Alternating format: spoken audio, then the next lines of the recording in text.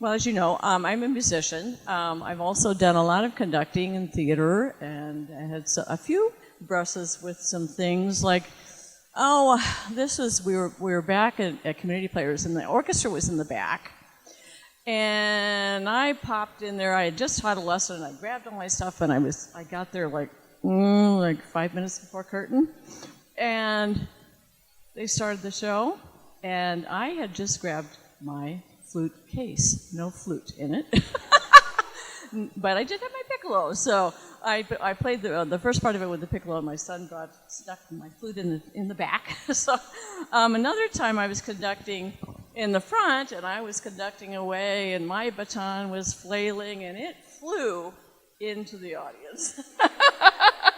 So I've had a few brushes of many types in terms of the artist industry. There was a production of Sweeney Todd that I was in the orchestra in, and we were sitting in the front on stage, and every night one of the actors, Chuck Palm, who was supposed to be dead, he was supposed to become a meat pie, would grab my foot in the orchestra after he was supposedly dead, so there was that.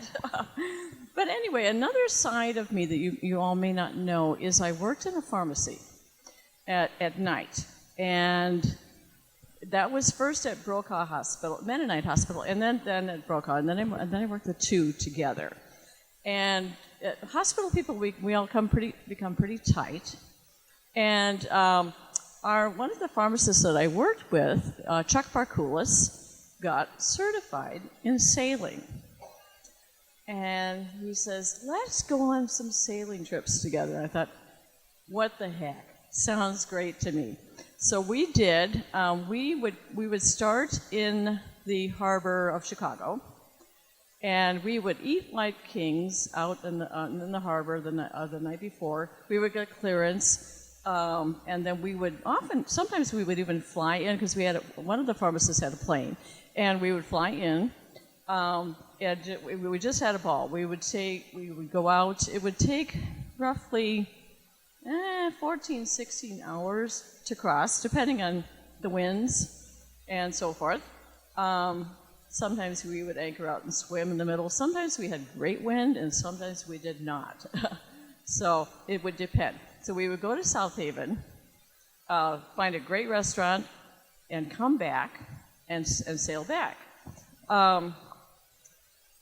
One time, though, there was one trip that we got clearance, we went out, and it turned. It really turned. It looked great when we first started, but it really turned.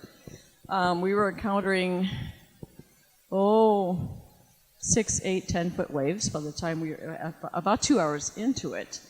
And we thought, oh my gosh. So most of us, we would all take a turn at the helm, and we were up on the riggings and all that. Well, normally we would be out there in our bathing suits and our shorts and whatnot, but we put on the wetsuits. We anchored ourselves in every time we went up on top, because we didn't want to get swept across and into the lake. Of course, because you could, and if you can't turn the boat around. If somebody goes over, that's it. We would lose them, and so we would anchor in every time we went up. We would take turns at the helm, each take an hour or two, but we were very fortunate. One of our crew was actually an old Navy guy, and thank goodness, because he taught us how to steer into those waves as we were at the helm. So we would each take 3 or 4 hours at a time. Well, I had taken my time at the helm, and that was great fun. But I went down below to try to take a nap. I thought, I'm exhausted, So I sleep on these. We were in these bunks, and every time the boat would lurch, it would go, bam, like that.